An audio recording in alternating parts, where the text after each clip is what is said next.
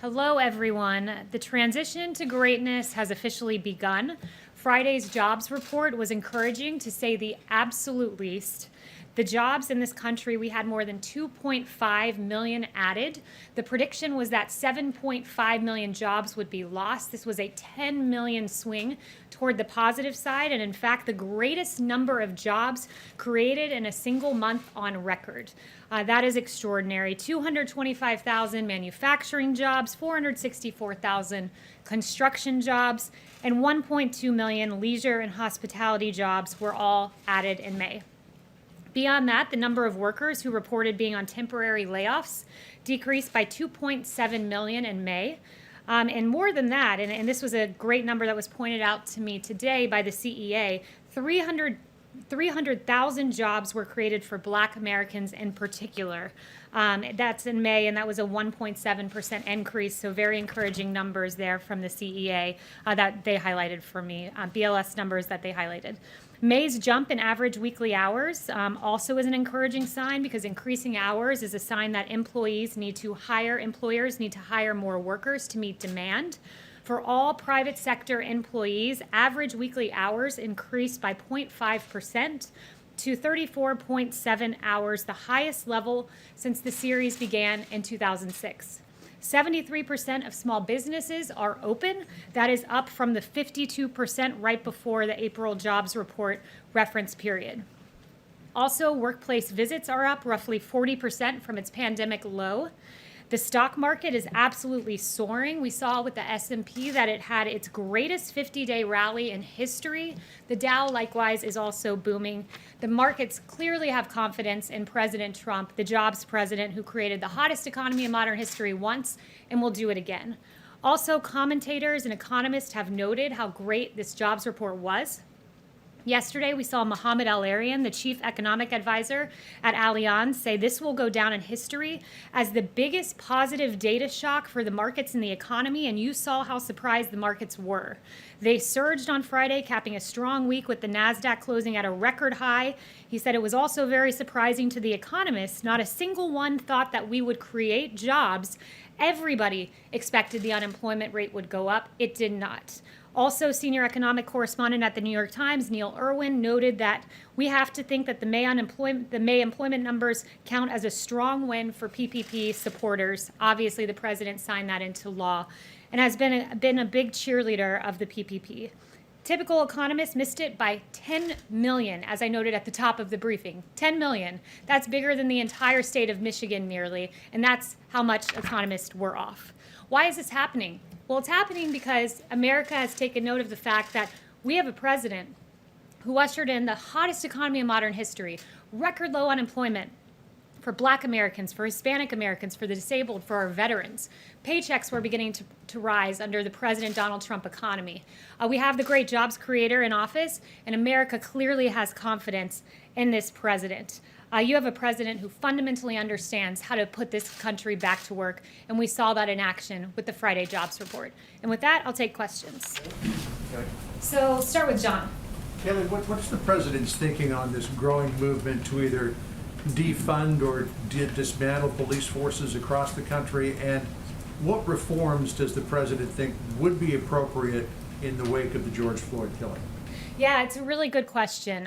The president is appalled by the defund the police movement. The fact that you have sitting congresswomen wanting to defund the police, notably Rashida Tlaib, notably Biden advisor AOC Alexandria Ocasio-Cortez, a former Clinton and Eric Holder spokesperson Brian Fallon, wanting to defund our police across this country, it is extraordinary. And when you think the left has gone far, and they couldn't possibly go farther, because we all remember the defund ICE movement. They want to defund immigration and custom enforcement, and now they want to defund the police. This is extraordinary. This is rolling back the protective layers that protect Americans in their homes and in their places of business. He's appalled by it, and it's remarkable to hear this coming from today's Democrat Party. As for solutions, he's talking through a number of proposals, no announcements on that, but he definitely, as he's noted, recognizes the horrid injustice done to George Floyd and is taking a look at various proposals. Does the president agree with any of the mayors across the country who are saying,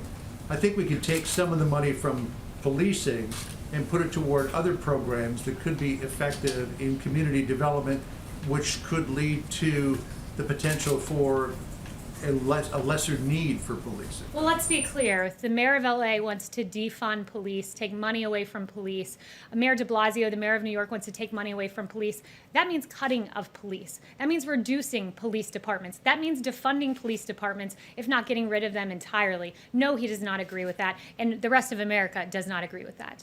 I have two questions for you. As you are going over your reforms and what you think is needed, does the president feel that there is systemic racism in law enforcement? The president's been very clear there are injustices in society. I've noted several for you that he's pointed out as a Republican primary candidate, noting the Sandra Bland video was absolutely horrible, noting George Floyd. There's a civil rights investigation into that. He definitely believes there are instances of racism, but look, he believes our law enforcement are the best in the world. He believes that by and large they are good people. The 750 who were injured defending this country from rioters and Antifa in the streets, as to be distinguished from the peaceful protesters, those 750 officers who were hurt defending our country were heroes, as was David Dorn, a police officer who lost his life, and Patrick Underwood, who also lost his life in the last week or so. He doesn't think that there is systemic racism in law enforcement. He believes most of our police officers are good, hardworking people, and there's a lot of evidence of that, and he has great faith in our police department. Okay, well, my second question, does he still believe that NFL players who kneel as a form of protest against police brutality should be fired? The president is very much against kneeling in general. The president has made clear for years that kneeling is tied to our national anthem, that it does not respect our military men and women across this country. He's not a fan of the kneeling movement. He's made that very clear, particularly because he thinks it's disrespectful to our military, as the kneeling originated at the kneeling during the national anthem. Do you think they should be fired? I have no comments on that. He is against the kneeling movement, though, as he's noted on Twitter as recently as a few days ago. You say yes, he Yes. does still think they should be fired? I have no information on that, and I have not talked to him about that. Is Yes. there anything in the Democrats' Policing Act that the administration supports? Yeah, that legislation, first of all, the text of it hasn't even been given to us. I've not talked with the president about that yet. He hasn't reviewed it yet. He's looking at a number of proposals, but there are some non-starters in there, I would say, particularly on the immunity issue. You had AG Barr saying this weekend he was asked about reduced immunity, and he said, I don't think we need to reduce immunity to go after the bad cops, because that would result certainly in police pulling back, which is not advisable. So he hasn't reviewed the legislation, but AG Barr, as a member of the administration, noted this prior to the proposal coming out. Does the administration support the banning of the use of chokeholds? Look, the president, again, hasn't reviewed this piece of legislation. The president is looking at what's a state issue, what's a federal issue right now. He's currently reviewing proposals, actually, on this very topic about police reform, so I'll leave it to him and not get ahead of him on that. But certainly we believe that the appropriate amount of force should be used in any police interaction with an individual. But 2 weeks after all of this civil unrest, why does the White House not have a plan? The president said on Friday that his plan for combating racism is a strong economy. How does that work?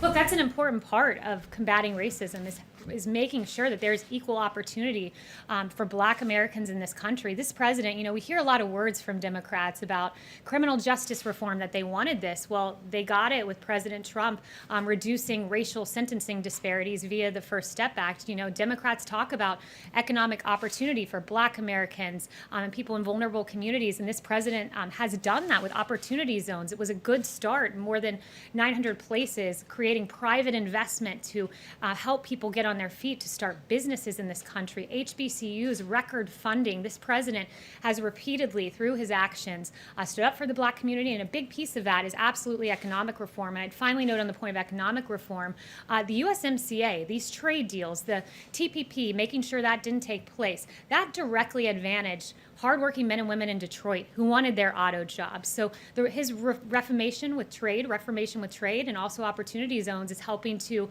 ensure that Americans of all races have the same opportunity in the economic playing You're field. saying he will eventually have a police reform plan. He's looking at various proposals, so I won't get ahead of him. No announcements on that front, but he has been looking at them over the last few days. Yes. Yes. Caitlin, there are reports that the administration is going to be pulling troops from Germany. Can you say how many and when and where are they going?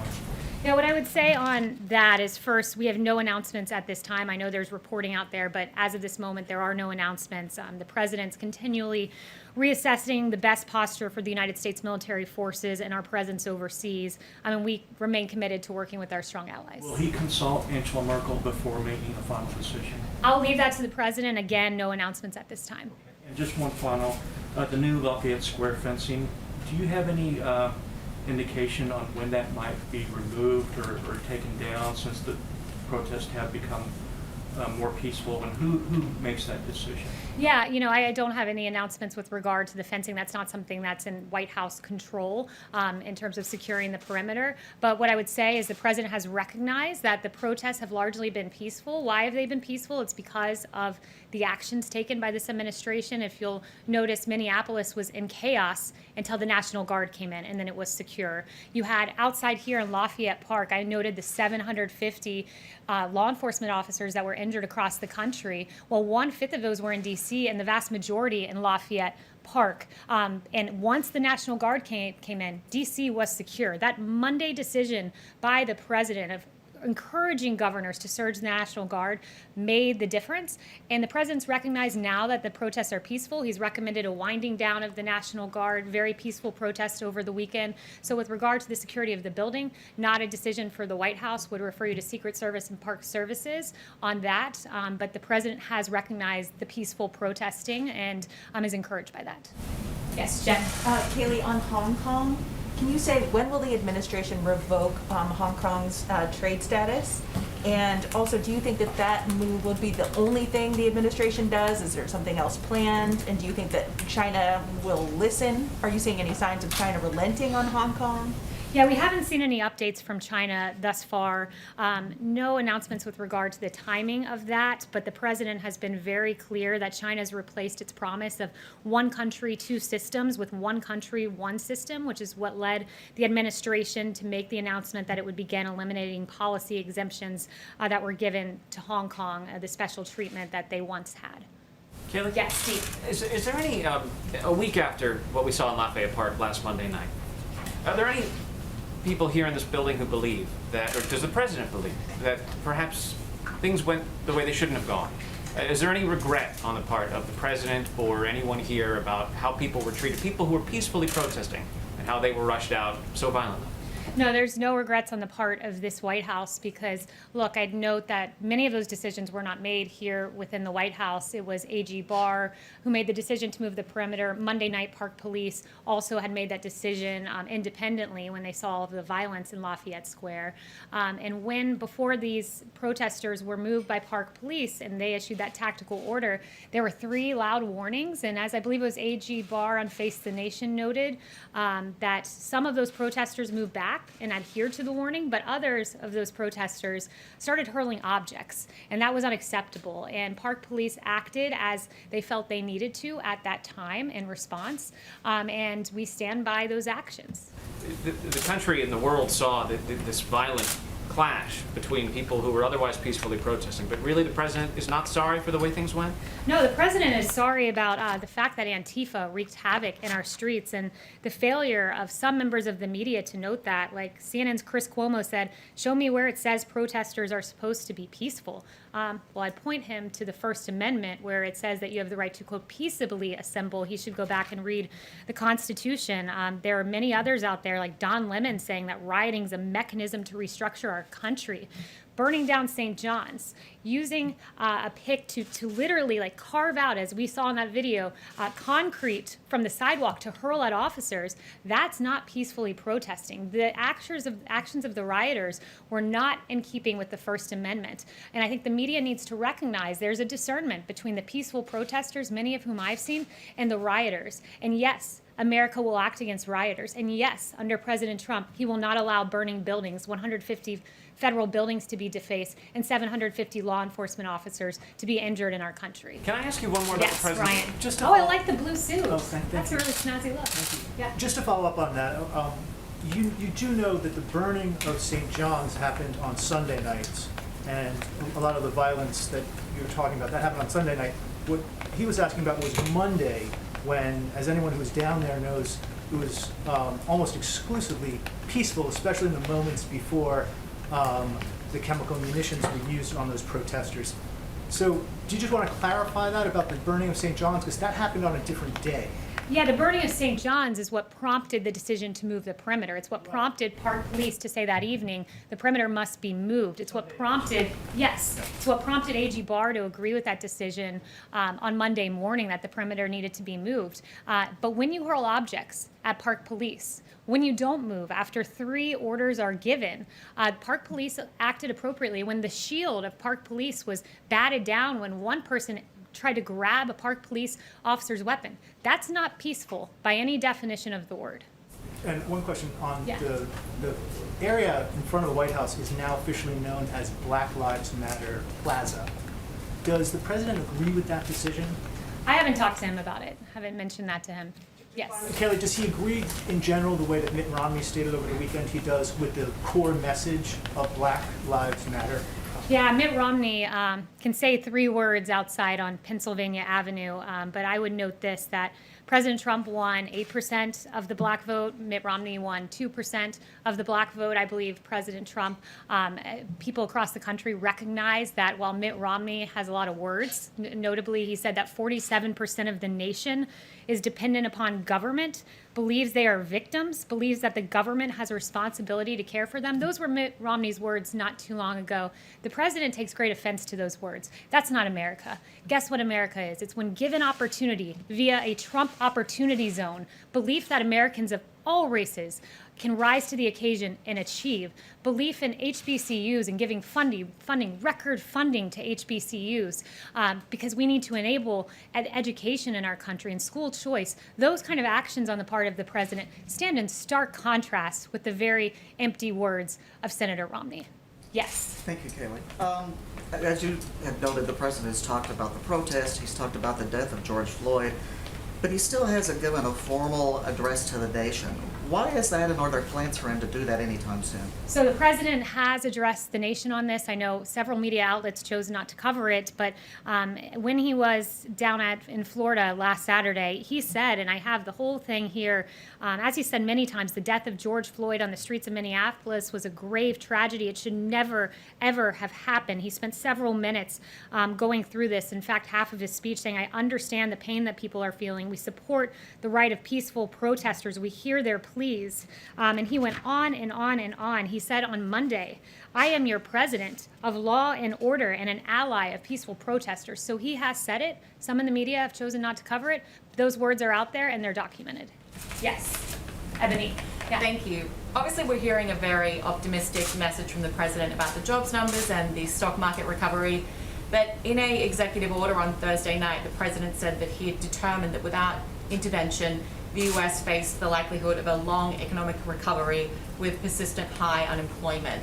I'm just wondering why we're hearing 2 messages from the president and how the American people are supposed to feel about the economy for the rest of the year. Yeah, well, the president sees Friday as a great stride toward what he ultimately wants, which is this rearing economy that we had where paychecks were growing and at the fastest for low-income workers. We were at a very good place before he chose to stop the economy to save 2.1 million lives potentially. So he took the action that was necessary at the time. He wants to get us back to that place we were at. He's the one who can do it. He's noted there's going to be a time of recovery. He thinks that Q4 will be good, next year will be great. Monday was a great, an unexpected note that the market believes in this president, that employers believe in this president, that they believe they can open their doors in the Trump economy. So it was a note of a great first step of progress, but rest assured there are many more steps that we have to take to get back to the hottest economy in modern history, but we will get there under President Trump. Yes. Sure, Kate. Sticking with the economy, New York City began reopening its economy today after a very long lockdown. Does President Trump think we need another coronavirus stimulus package? And if so, what would he want to see in it before he signs it? Yeah, he's remained open to a phase 4. There was some discussion about this. There was a meeting last week at the White House about that, actually. So won't get ahead of him, but he has said there are several things he wants. Payroll tax holiday was one of them because that directly advantages low-income workers. Several other things that he would like to see in the package. Won't get ahead of him, but he's certainly still open to a phase 4. But it can't be, as he's noted, just state and local bailouts for blue states that have run their states into the ground because of decades of Democrat policies. Chanel. Thank you, Kaylee. Would President Trump support an actual increase in police funding to help offset some of the damage that could be waged on departments that are defunded across the country? Yeah, so again, that would be getting ahead of the president on that exact proposal, but he's been very clear he does not support defunding the police in any way, shape, or form. He noted, in fact, just a little bit ago to me that we have seen violent crime come down in this country. And why, at the time when violent crime's coming down, why would we defund the police, who are in large part responsible for helping America to get to a place where our streets are safe? So I would point you to that and before getting ahead of the president on a specific policy. Yeah, can I ask a follow-up to that? Lali.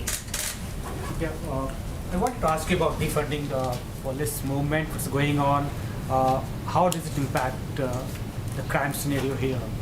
You said, sorry, I didn't hear the last The phrase. defunding the police, how does it impact the crime scenario here? The crime rates are going up. Do you think that will impact the crime? Yeah, absolutely. Look, our police officers are the ones who are defending this country and making sure that we have law and order in our streets, and there's no more evidence of that than just taking a look at the raw numbers. Our police are described as the blue line in American society between peace and chaos, between order and anarchy, and that thin blue line has done quite a bit. Just looking at 2018 numbers, murder arrest 11,970, robbery arrest 88,130, aggravated assault 395,800, violent crime arrest 495,900. That's police officers who are doing the arresting. You eliminate police officers, you will have chaos, crime, and anarchy in the streets, and that's something that's unacceptable to the president. Do you think this Frank? is political in nature? The Sorry? entire movement is political in nature? Is politically motivated, this movement? This movement, what the president believes is, look, when you look at, I would just take at their own words, Black Lives Matter DC, and Black Lives Matter DC said Black Lives Matter means defund the police. So if that's what the movement means, of course the president stands against defunding the police. All Black Lives Matter, including the life of David Dorn, who perished in the last week and a half, including Patrick Underwood, who also lost his life this week. All Black Lives Matter, but in terms of the movement Black Lives Matter, they define themselves as defund the police, and that's something this president stands against. Frank. Yes. Blacks are disproportionately arrested and disproportionately incarcerated in this country, and when they return to society, they are often denied the right to vote, sometimes for the rest of their lives. Is the president concerned about this disparity, and does the president favor restoring the rights of all those who complete their sentences so that they can participate in the 2020 election? So I haven't spoken to him on that issue specifically, but what I would note is your question does edge on the notion of criminal justice reform. Obviously, someone who's wrongfully incarcerated, that we need to address that situation. And the president has, with the First Step Act, a great piece of legislation that says pregnant women can't be shackled when they're having their baby in jail. These are basic, common sense, human decency reforms that the president put in place. The sentencing disparities that are at play because of the Violent Crime Control and Law Enforcement Act of 1994, that crime bill which has been derided, and rightfully so, by civil rights leaders. This president helped in part to rectify that. And I'd note that the First Step Act, the beneficiaries, more than 90% have been Black Americans. So this is a president who's always stood on the side of justice, but I have not spoken to him about that specifically. Is there anyone who I haven't gotten to? Could you ask him about that? Emily.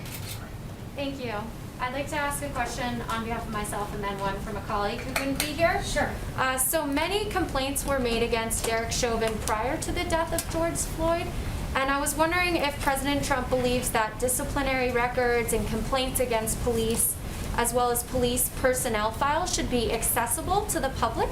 States have differing laws on this, but should there be a minimum national standard on police transparency with respect to these complaints and records? Yes, it's a good question, but again, it would get to what the president's going to propose going forward, so I won't address that or get ahead of that. But the particular incidents you referenced of George Floyd, it was egregious, and that needs to be looked at and is being looked at, not just at the state level, but at the level of the DOJ as well.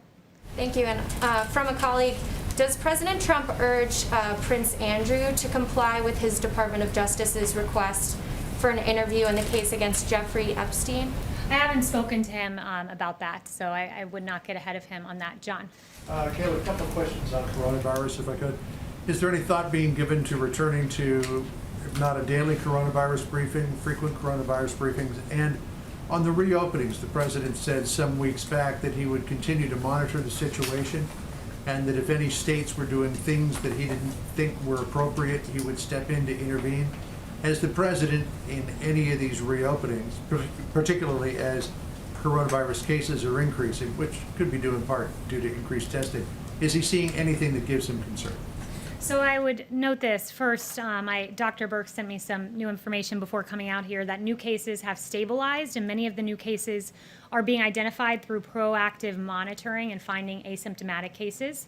Today, we saw the lowest new mortality report since the end of March, less than 500, and testing continues to expand with over 20 million done and more than 6% of Americans being tested, and in 7 states, nearly 10% of the population. So we are heading in a positive direction even as we begin to safely reopen. But again, has the president seen anything that causes him concern?